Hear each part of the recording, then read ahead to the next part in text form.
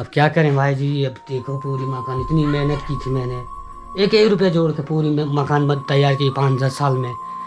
तो पूरी मकान हो गए, मैं जाएँ भी जाएँ, हम कहाँ जाएँ। सही बात है। सरकार की तरफ से कोई वो है नहीं हमारे लिए। हमने बच्चे भी पालने हैं, फिर हमने एक एक रुपये काटा करके हमने इतनी बड़ी मकान बनाई। चलो अच्छी तरह से रह लेंगे, तो मकान की ये हाल हो गई। आगे जाएंगे तो कहाँ जाएँ। स्थिति ऐसी हो गई कि बच्चे को भी पालना है, मकान भी बनाई है हमने, तो अब आगे पूरी मकान क्षतिग्रस्त हो गई। हेलो दोस्तों, कैसे हो आप? मेरा नाम है आशीष चौहान और आप देख रहे हैं आपका अपना यूट्यूब चैनल हरीश चौहान। दोस्तों, जिस गांव के बारे में हम आज बात करने जा रहे हैं वो एक टाइम पे सबसे खुशहाल गांव माना जाता था। लेकिन वो कहते हैं ना, कुदरत जब अपना कहर ढाती है तो उसके आगे हर इंसान बेबस हो जाता है। ऐसा ही कुछ हुआ था एक मूल्यवासा गाँव के साथ। तो आइए कुछ साल पीछे चलते हैं और पता लगाते हैं कि एक्चुअल में इस गांव के साथ हुआ क्या था। दोस्तों, सन 2013 में जब आपदा आई थी तो उसी बीच मूल्यवासा गांव पे भी काफ़ी उसका बुरा असर हुआ था। जानकारी के लिए बता दूं, मूल्यवासा के बगल में जो उर्वशी नदी बहती है, सन 2013 की बात है। उर्वशी नदी काफ़ी गुस्सेल में लग रही थी उस दिन, अपने साथ पत्थर मलबे बहा के लेके आ रही थी। हालांकि गांव को कुछ नुकसान नहीं हुआ, पर वो अंदर ही अंदर अपना ऐसा रूप छोड़ के चली गई थी जिससे लोगों को आगे चल के बहुत दिक्कतें होने वाली थी।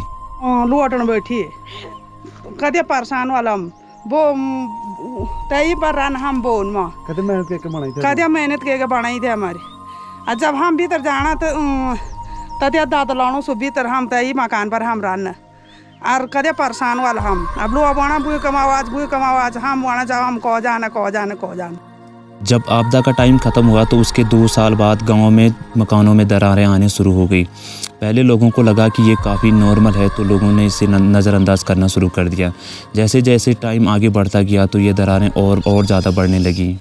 दोस्तों, अब इस गांव की हालत ऐसी हो चुकी है कि आप किसी भी घर में प्रवेश करने से पहले आप 100 बार सोचेंगे कि कहीं ये दीवार, ये छत अभी गिर ना जाए। और जानकारी के लिए मैं बता दूं कि यहाँ लोग किस तरह से रह रहे हैं कि आप इसके बारे में सोच भी नहीं सकते हैं। एक इंसान होने के नाते अगर आप इस गांव में प्रवेश करते हैं तो आपको आपकी आंखों में आंसू आने से बिल्कुल भी नहीं रुक सकते हैं। दोस्तों, जो इस घर में रहते हैं उनके बारे में मुझे सोच के बहुत बुरा लगता है कि वो किस तरह से अपना जीवन यापन कर रहे हैं इस जगह पर। दोस्तों, एक टाइम पे ये गांव सबसे खुशहाल हुआ करता था। जो भी अगर बाहर से इस गांव में एंटर करता था तो उसका कभी भी इस गांव को छोड़ के जाने का मन कभी भी नहीं करता था, क्योंकि ये गांव था ही इतना खूबसूरत। चारों तरफ प्रकृति ने अपना प्यार बरसाया हुआ था। चारों तरफ आप हरियाली, बगल में उर्वशी नदी बहती हुई देखने को मिलती। यहाँ से लोग रुद्रनाथ के लिए ट्रैक करते और यहाँ से आप बंसीनाथ और नंदी कुंड के लिए भी आप जा सकते थे, क्योंकि अंतिम गाँव यही पड़ता है। दोस्तों, इस गाँव की कंडीशन आज बहुत ज़्यादा ख़राब हो चुकी है। लोग इसके बारे में कोई बात करना नहीं चाहते। आपको हाल ही में पता होगा कि न्यूज़ से पता चला होगा, जोशीमठ में भी कुछ ऐसा ही सीन हुआ था। तो वहाँ पे लोगों को काफ़ी आर्थिक सहायता दी गई थी, उनको रहने की, खाने की पूरी सरकार द्वारा व्यवस्था की गई थी। पर इस गांव की तरफ कोई भी नहीं देखना चाहता, क्योंकि गांव को सब लोग नज़रअंदाज करते हैं।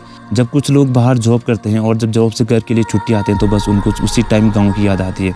अदर टाइम में कोई भी गाँव के बारे में कभी भी नहीं सोचता है। तो लोग पता नहीं क्यों इसके बारे में चुप हैं। और मैं जानकारी के लिए बता दूं, जो इस घर में जो औरतें रहती होंगी अपने बच्चे के साथ, तो उसके दिमाग में पता नहीं क्या चल रहा होता है, क्योंकि ये इस मकान की छत कभी भी गिर सकती है।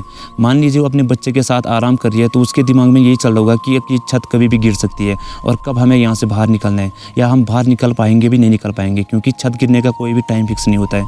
आप इन मकानों में दरारें देखेंगे बहुत ही ज़्यादा, इनके मुँह से आप खुद ही एक बार ये स्टोरी सुन लीजिए कि कितनी बुरी कंडीशन में ये लोग जी रहे हैं। मकान तो पूरी टूटी क्या काना का बनो तुम इधर योजन सोचा और कुछ जाओ तुम बोले अब तर विज्ञान कह। देखिए हम यहाँ पे पहुँचे और लोग किस तरह से निराश है, लोगों के आंखों में आंसू है, पर क्या करें, लोग मजबूर है इस तरह से मकान में रहने के लिए। अब क्या करें भाई जी। अब देखो पूरी मकान इतनी मेहनत की थी मैंने, एक एक रुपये जोड़ के पूरी मकान तैयार की 5-10 साल में। तो पूरी मकान हो गए, मैं जाएँ भी जाएँ, हम कहाँ जाएँ। सही बात है। सरकार की तरफ से कोई वो है नहीं हमारे लिए। हमने बच्चे भी पालने हैं, फिर हमने एक एक रुपये काटा करके हमने इतनी बड़ी मकान बनाई। चलो अच्छी तरह से रह लेंगे, तो मकान की ये हाल हो गई। आगे जाएंगे तो कहाँ जाएँ। स्थिति ऐसी हो गई कि बच्चे को भी पालना है, मकान भी बनाई है हमने, तो अब आगे पूरी मकान क्षतिग्रस्त हो गई। तो करें भी क्या करें, हम खुद ही वो हो गए परेशान। किस तरह से मांग कर रहे हैं आप अब गवर्नमेंट से? अब गवर्नमेंट से ही मांगे कि आए, भूगर्भ वाले सर्वे करे और देखें मकान की हालत। वैज्ञानिक आए यहाँ पे देखें कि ज़मीन कैसी किस हिसाब की है, तो आगे यहाँ पे हम लोगों को आगे इस पे खर्चा करने की हूँ। वैसे तो हम अपने आगे जीवन व्यतीत करने के लिए थोड़ा थोड़ा लगे हर साल 2-2, 4-4, 5-5, 10,000 का खर्चा करके फिर रिपेयरिंग कर रहे, उस पर भी नहीं हो रहा। 6 महीने साल भर में वैसे ही हो जा रहा। ठंडियों में तो थोड़ा रह ही ले रहे, बरसात में इतना डर है कि कभी भी मकान नीचे गिर सकते हैं, तो करें भी क्या करें हम आगे।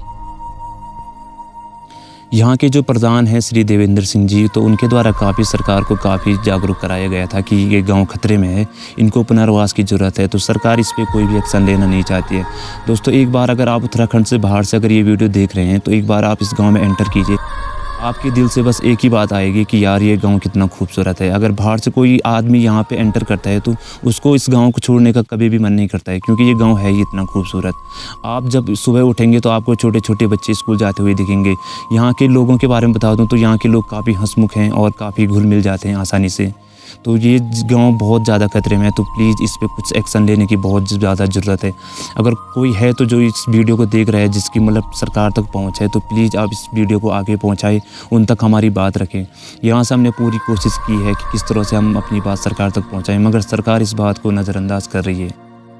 और इसके साथ एक कड़वा सच और जुड़ा है। अगर किसी शहर को बचाने की बात होती तो शायद मुझे पता है पूरा उत्तराखंड एक साथ जुट होके उस शहर के लिए लड़ता कि इसे बचाओ। जब गांव बचाने की बात आती है तो बहुत दुख के साथ कहना पड़ता है कि कोई भी एक साथ खड़ा होने के लिए तैयार नहीं है। मुल्ल्यामासा गाँव की मैं बात करूँ तो वो अकेले ही अपनी जंग लड़ रहा है।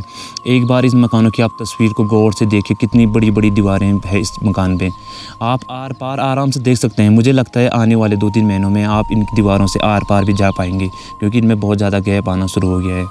और लोगों के पास और कहीं जाने की कोई ऑप्शन ही नहीं बचा है कि लोग कहाँ जाएं अपने घर को छोड़ के। और आपको पता है कि गाँव में बेरोज़गारी सबसे ज़्यादा होती है। ऐसा नहीं कि लोग सिटी में रह रहे हैं तो पैसे बहुत हैं तो कहीं भी आप लोग शिफ्ट हो सकते हैं। लोगों को मजबूरन इस घर में रहना पड़ रहा है, जो कि बहुत ज़्यादा रिस्की है।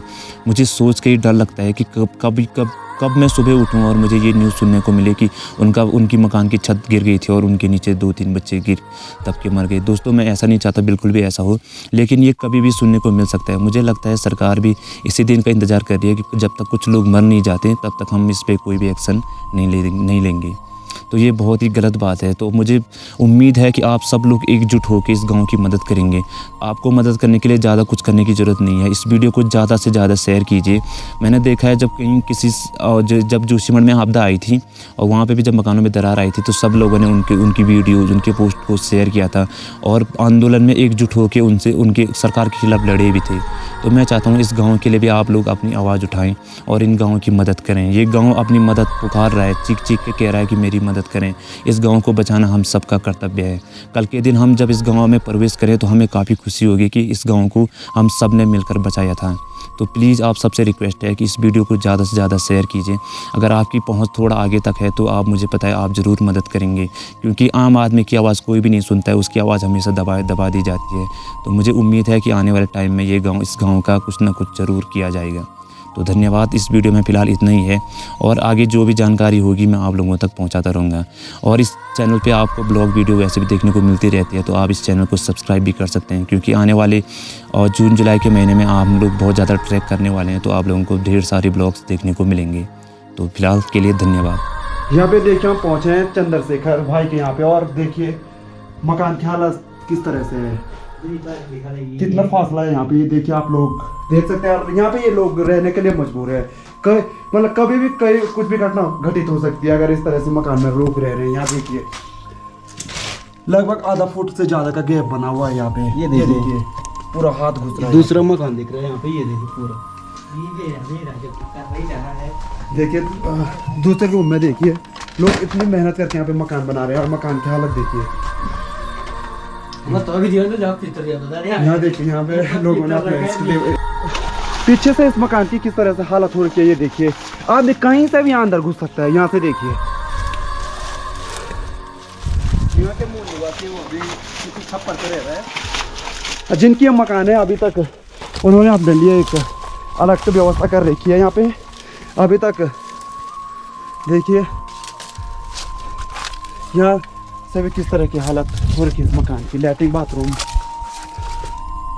यहाँ से अलग, तो काफ़ी दयनीय स्थिति है इस गांव की। मेरे साथ जेपी है, तो जेपी भाई के मकान की भी इस तरह से हालत है। जेपी भाई से थोड़ा बात करते हैं। तो जो मेरी मकान की हालत है वो भी ऐसी स्थिति है, इससे भी ज़्यादा स्थिति है। लेकिन अभी हमने एक वो छानी टाइप की बना रखी, उस पर रह रहे हैं। वहीं पे गाय यार रहती है, वहीं पे हम भी रहते हैं। और अभी प्रशासन की तरफ से कोई कार्रवाई नहीं हुई। आ रहे हैं सर्वे वाले आ रहे हैं और कुछ उस पर नाम लिख रहे हैं, गायों के नाम लिख रहे हैं, पता नहीं क्या क्या लिख रहे हैं, उसमें कुछ एक्शन नहीं लिया जा रहा है। हमने कई बार कार्रवाई भी की है लेकिन उस पर कोई एक्शन नहीं लिया गया है। तो देखिए आप लोग खुद देखिए इस वीडियो के जरिए कि कितने बुरे हालत हो रखे इस पूरे गांव के। आपको मैं पुनः बताता हूँ कि उत्तराखंड के जोशीमठ ब्लॉक और चमोली जनपद के देवग्राम ग्राम सभा के अंतर्गत ये गांव आता है। ये गांव भांसा गांव है और इस हमारे सीढ़ी और इस सीढ़ी की हालत देखिए, ये देखिए कितने बुरे हालत हो रखे इस मकान के। ये केवल एक सिंगल मकान नहीं है बल्कि यहाँ पे जितने भी लोग रहते हैं, जितने भी परिवार रहते हैं, उनके सारे मकानों की हालत इस तरह से बनी हुई है। लोग मजबूर हैं इस तरह के मकान पे रहने के लिए।